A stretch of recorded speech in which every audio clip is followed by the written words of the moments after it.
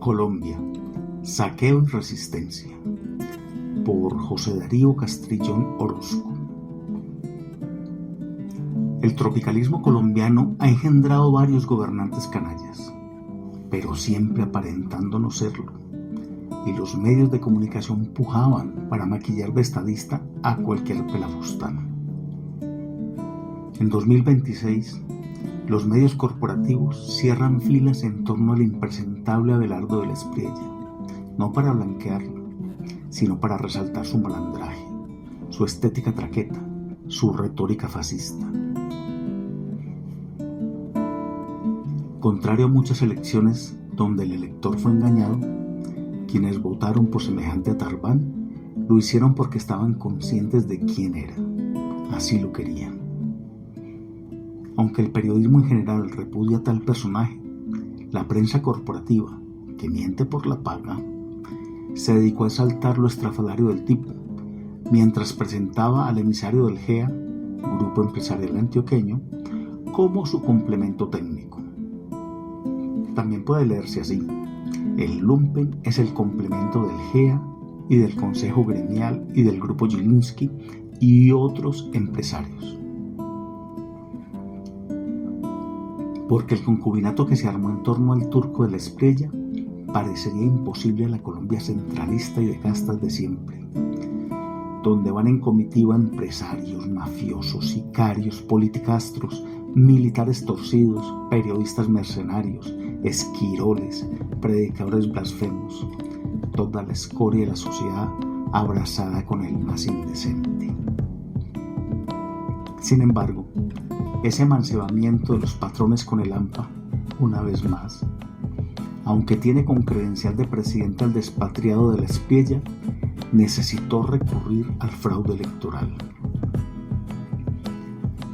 Fraude que el presidente Gustavo Petro había advertido y que la Corte Suprema, con las demás cortes, se apresuraron a calificar como difamación a las instituciones, en lugar de cumplir con su deber de investigar la denuncia.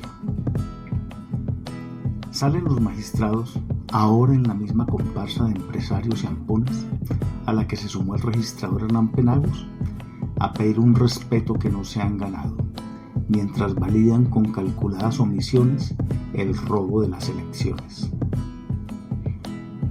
Hasta se muestran indignados porque se revela que la celebración es la misma de los mafiosos en Antioquia cada que coronan algún kilo de cocaína en los Estados Unidos. Lanzan un candidato traqueto, hacen una campaña traqueta, con aliados traquetos, financiación traqueta, ganan traquetamente, celebran a lo traqueto y se molestan porque les dicen traquetos. El fraude es una realidad tangible, se venía cocinando desde tiempo atrás y tuvo el encubrimiento del presidente de la Corte Suprema y don Mauricio Lenis Gómez, desestimando las denuncias del Ejecutivo. Tuvo la participación activa del registrador Penagos en contubernio con la empresa de los malhechores hermanos Bautista. Sumado con la liga de los alcaldes más malos del mundo, entre los que se cuentan al de Cali, al de Medellín, al de Barranquilla y al mismo de Bogotá, ahora compinchado con los asesinos de su padre.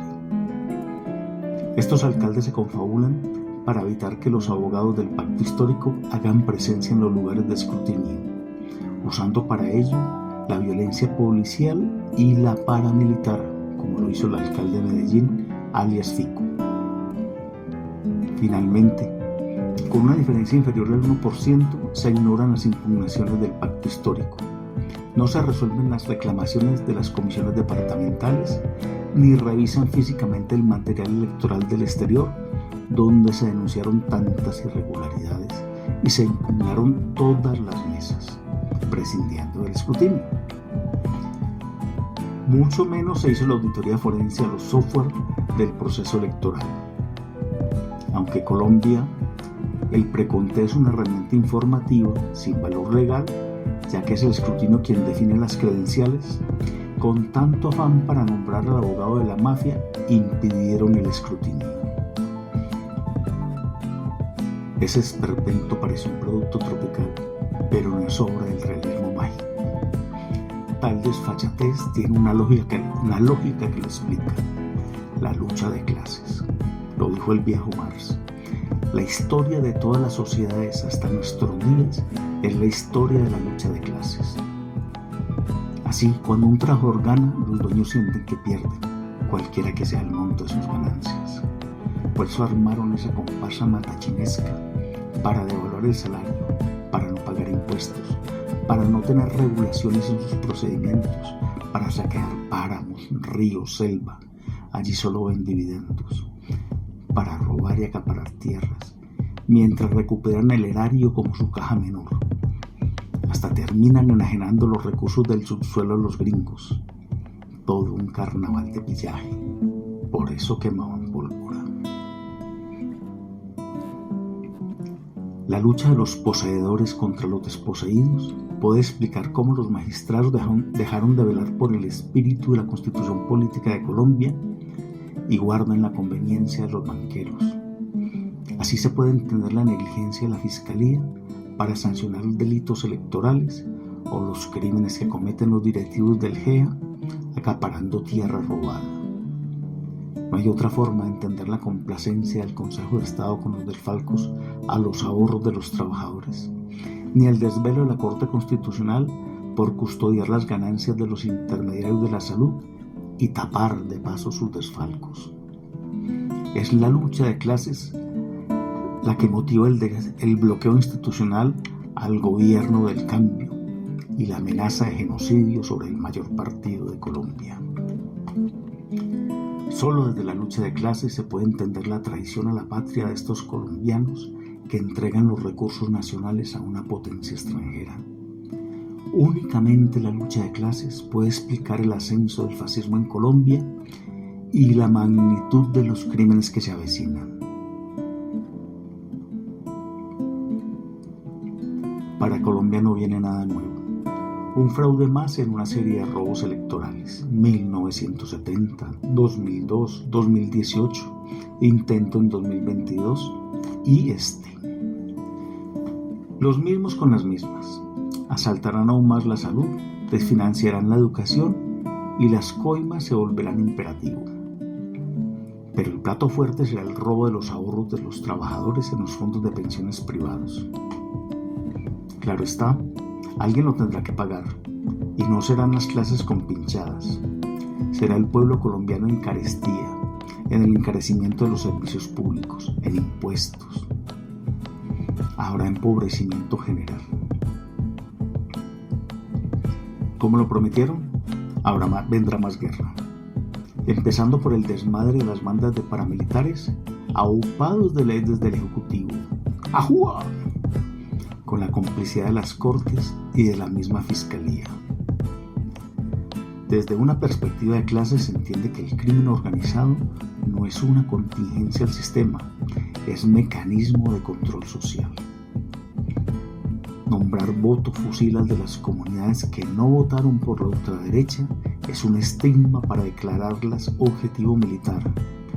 Entonces será legítima su defensa. Tanto el fraude electoral como el saqueo que se avecina al erario y el desmonte de los programas sociales resignificarán políticamente la insurgencia. Otras décadas de guerra. Además, las estructuras criminales que volverán a la fuerza pública sumarán otro factor de terror. También habrá guerra en la extrema derecha, donde Uribe será depuesto. Hasta la jefatura del cartel de Medellín quedará en disputa y las rencillas entre mafiosos siempre son violentas. Del lado decente de la historia quedan 13 millones de colombianos que no se venden, que han resistido al terrorismo de Estado y lo han vencido. De este lado quedan los artistas y los creativos. Queda la conciencia social y de clase, que ya sabe quiénes son sus enemigos. Queda la juventud con hambre y sed de justicia. Quedan los estudiantes y los trabajadores. Quedan los campesinos que ya saben que sí pueden tener tierra, pero que deben resistir al despojo.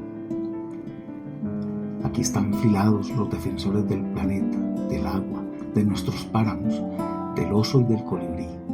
Queda un pueblo que ha encontrado, por fin, su hermandad con los indígenas y con las negritudes, que ahora, en el partido de las mayorías, con el espíritu y la fuerza del jaguar, se planta ante el fascismo usurpador. Venceremos.